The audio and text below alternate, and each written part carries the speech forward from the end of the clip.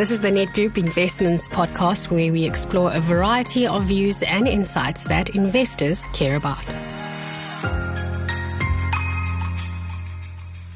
Hello, I'm Tumisho Grater from Net Group Investments Multi-Management.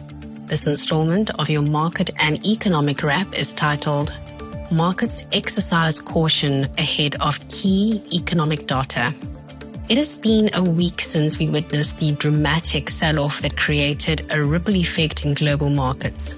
Market participants were spooked by the weak labor market data that pointed to a faster than expected slowdown in the US. This led to expectations of a US recession increasing significantly.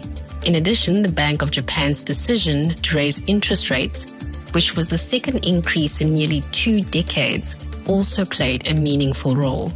This move strengthened the yen against most developed market currencies and led to widespread volatility as investors began to close out positions that had been financed by borrowing yen at low rates.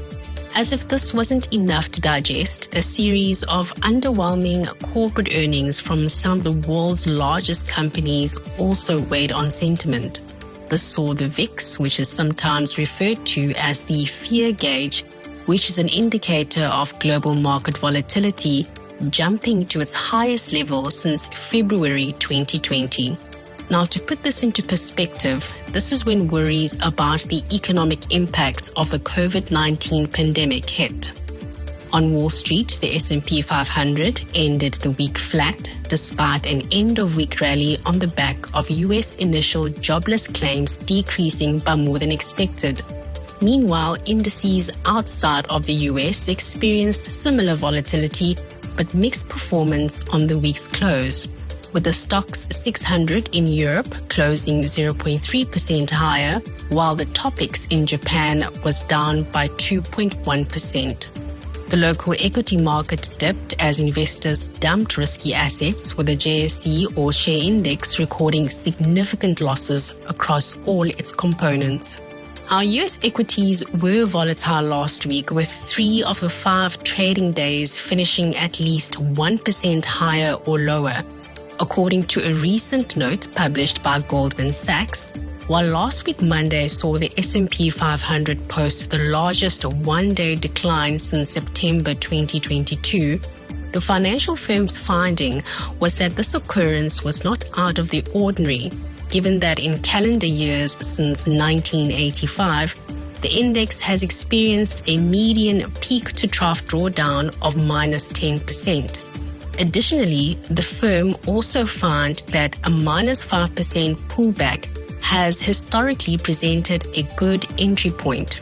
Now, following these pullbacks, the S&P 500 has gone on to deliver a median 6% return over the subsequent 3 months, with positive returns in 84% of the episodes. With that said, markets are likely to trade cautiously until further US data releases, including payrolls and manufacturing numbers that are due next month. The forthcoming batch of inflation data will be key for markets that remain jittery following increased volatility.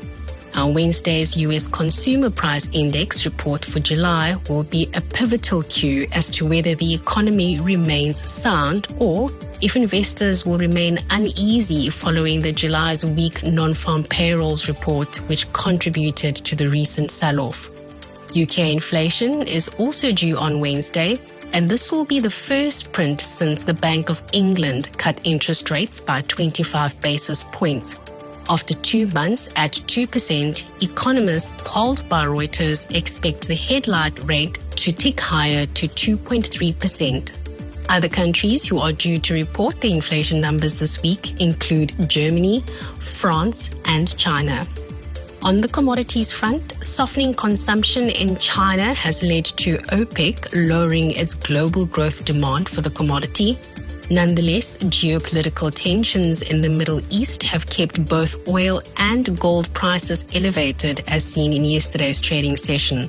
Gold prices rose by more than 1% on Monday, driven by safe haven inflows as traders wait for that key US inflation print this week.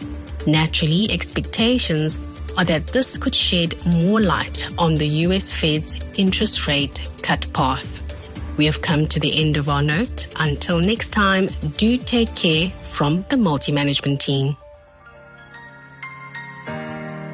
Ned Group Collective Investments is an authorized collective investments scheme manager in terms of the Collective Investments Schemes Control Act.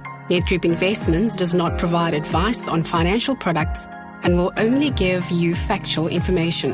For further details on our funds and to view our terms and conditions, please visit nedgroupinvestments.co.za. Ned Group Investments. See money differently.